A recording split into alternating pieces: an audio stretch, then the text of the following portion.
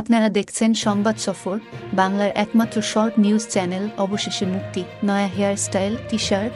তিহারের ৩ নম্বর gate থেকে বেরিয়ে এলেন অনুব্রত। মঙ্গলেই বীরভূমে কেষ্ট অবশেষে ছাড়া। প্রায় ১.৫ বছর তিহার জেলে থাকার পর জামিনে মুক্তি পেলেন অনুব্রত মণ্ডল। সোমবার রাতে তিহার জেলের ৩ নম্বর গেট থেকে বেরিয়ে আসেন অনুব্রত। নয়া হেয়ার স্টাইল। ১.৫ বছরে ওজন অনেকটাই কমেছে। পরনে হলুদ ছাই রঙা টি শার্ট, পাশে হাত ধরে মেয়ে সুকন্যা।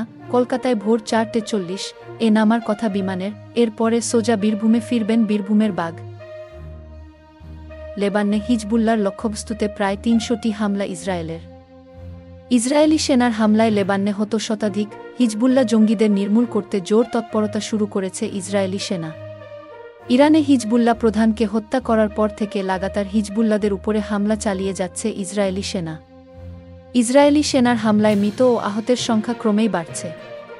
ক্রমশ ভয়াবহ আকার নিচ্ছে এই ঘটনা।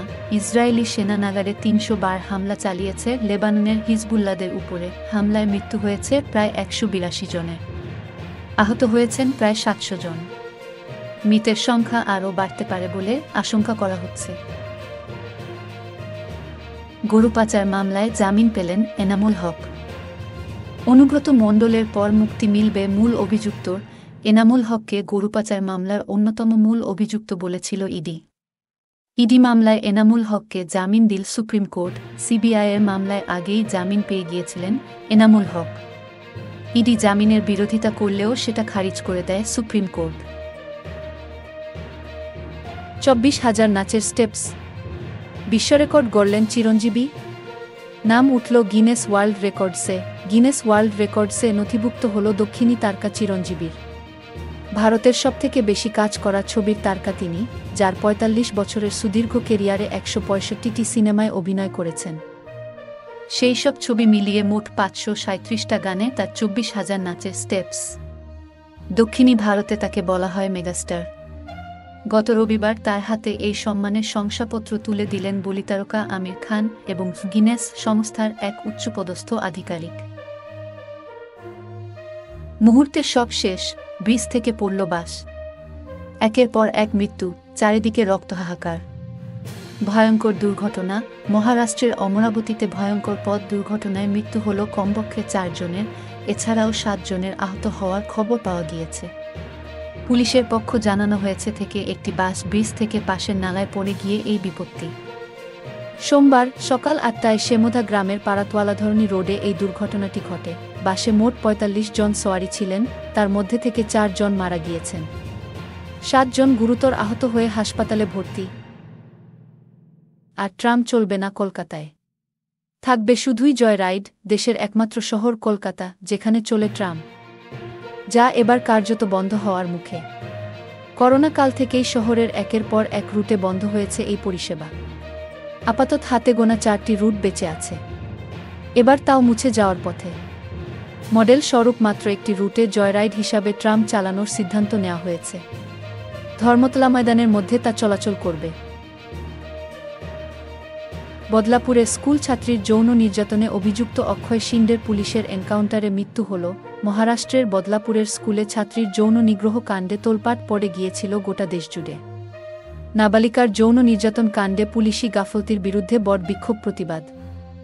রেল স্টেশনে হাঙ্গামা, এমনকি বন্ধের ডাকও দেওয়া হয়েছিল।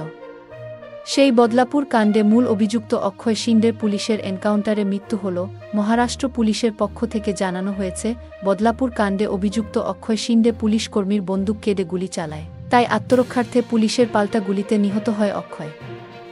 বেশিরভাগ এনকাউন্টার কাণ্ডেই যেমনটা শোনা যায়, বদলাপুরেও তেমন হল মহারাষ্ট্রের জনতার মতো। উপহার নয়, পুজোর আগে ভারতে ইলিশ পাঠানোর কারণ জানালেন বাংলাদেশের জলসম্পদ উপদেষ্টা সৈয়দা। অভ্যন্তরীণ চাহিদার কথা মাথায় রেখে এবার উৎসবের মুখে ভারতে সৌজন্যের ইলিশ না পাঠানোর সিদ্ধান্ত নেয় বাংলাদেশ। যদিও শেষ মুহূর্তে মুহাম্মদ ইউনূস সরকার পুজোর আগে ভারতে ৩ টন ইলিশ পাঠানোর ছাড়পত্র দেয়। এ নিয়ে চাপানুতরের মধ্যে ভারতে ইলিশ পাঠানোর সিদ্ধান্তের ব্যাখ্যা দিল বাংলাদেশের অন্তর্বর্তীকালীন সরকার। বাংলাদেশের জলসম্পদ মন্ত্রণালয়ের উপদেষ্টা সৈয়দা রিজওয়ানা হাসান সাফ জানিয়েছেন, ওই ইলিশ উপহার হিসাবে পাঠানো হয়নি, বরং রাজস্ব ও বৈদেশিক মুদ্রার জন্যই ইলিশ রফতানি করেছেন তারা। ছত্তিশগড়ের নারাজনপুরে নিরাপত্তা বাহিনীর গুলিতে ঝাঁঝরা ৩ মাওবাদী, উদ্ধার আগ্নেয়াস্ত্র। ছত্তিশগড়ের নারাজনপুরের নিরাপত্তা বাহিনীর গুলিতে ঝাঁঝরা ৩ মাওবাদী। সোমবার ছত্তিশগড় মহারাষ্ট্র সীমান্ত এলাকা নারাজনপুরের আবুঝমাদের জঙ্গলে নিরাপত্তা বাহিনীর সঙ্গে মাওবাদীদের গুলির যুদ্ধ বাধে। জঙ্গলের মধ্যে সীমান্ত রক্ষাকারী নিরাপত্তা বাহিনীর গুলিতে খতম হয়েছে ২ পুরুষসহ ১ মহিলা মাওবাদী। অপহরণ, ২০ লক্ষ মুক্তিপণ দাবি। পুলিশের তৎপরতায় মালদহ থেকে উদ্ধার হলেন গডফার ব্যবসায়ী, ধৃত ৬। কলকাতা এবং মালদহ পুলিশের যৌথ উদ্যোগে ২৪ ঘণ্টার মধ্যে মালদহ থেকে উদ্ধার হলেন কলকাতার অপহৃত ব্যবসায়ী।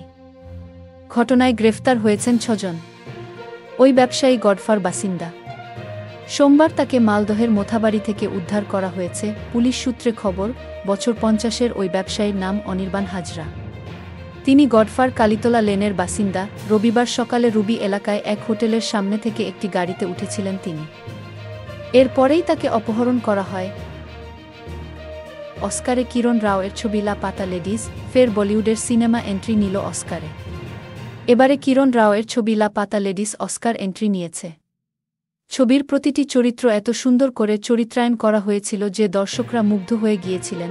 ভারতীয় দর্শকদের কাছে বিপুল প্রশংসা পাওয়ার পর এবার আন্তর্জাতিক মঞ্চে জায়গা করে নিল লা পাতা লেডিস। মোট ২৮টি ছবির তালিকা পাঠানো হয়েছিল অস্কার মনোনয়নের জন্য, তার মধ্যে কিরণ রাওয়ের ছবি লা পাতা লেডিসই মনোনয়ন পেয়েছে। দেশ জুড়ে হিংসা ছড়াচ্ছে বিজেপি, আরএসএস, বললেন রাহুল। গোটা দেশ জুড়ে হিংসা ছড়াচ্ছে বিজেপি এবং আরএসএস। জম্মুর পুঞ্চে এক জনসভা থেকে এমনই অভিযোগ করেন রাহুল গান্ধী। রাহুল অভিযোগ করেন, দেশের যে প্রান্তে বিজেপি এবং আরএসএস যাচ্ছে সেখানেই হিংসা ছড়াচ্ছে। ধর্ম, জাতপাতের মধ্যে বিভাজন ঘটানো হচ্ছে বলে অভিযোগ করেন কংগ্রেস সাংসদ।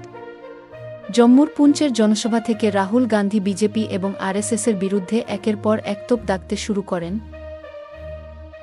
ছেলেমেয়ের মা কিভাবে অন্য পুরুষের সঙ্গে চলে যায়, সালিশি সভায় নেডা করা হল যুগলকে। ইসলামপুর গ্রাম পঞ্চায়েতের রুইয়া আদিবাসী অধ্যুষিত গ্রাম। স্থানীয় সূত্রে জানা যাচ্ছে, এই গ্রামের বাসিন্দা এক বিবাহিত মহিলার সঙ্গে গ্রামের এক যুবকের প্রেমের সম্পর্ক তৈরি হয়। এরপর তিনি নিজের স্বামীসহ ৪ সন্তানকে ছেড়ে ওই যুবকের ভালোবাসার টানে পালিয়ে যান। দুদিন পর ওই বধূকে খুঁজে গ্রামে নিয়ে আসেন গ্রামবাসীরা। সালিশি সভার আয়োজন করা হয়। সভায় হাজির করা হয় ওই প্রেমিককেও। সালিশি সভায় নিদান দেওয়া হয়। যুগলের মাথার চুল পুরোপুরি কেটে হাত বেঁধে গোটা গ্রামের রাস্তায় ঘোরানো হয়। তারপর প্রকাশ্যে মারধর দিয়ে হাত পা দড়ি দিয়ে বেঁধে রাখা হয়। সালিশি সভার সিদ্ধান্ত যে কার্যকর করা হলো তার প্রমাণ রাখতে ওই যুগলের মাথার চুল কেটে নেড়া করে বেঁধে রাখার প্রতিটি মুহূর্ত ভিডিও রেকর্ডিং করা হয়।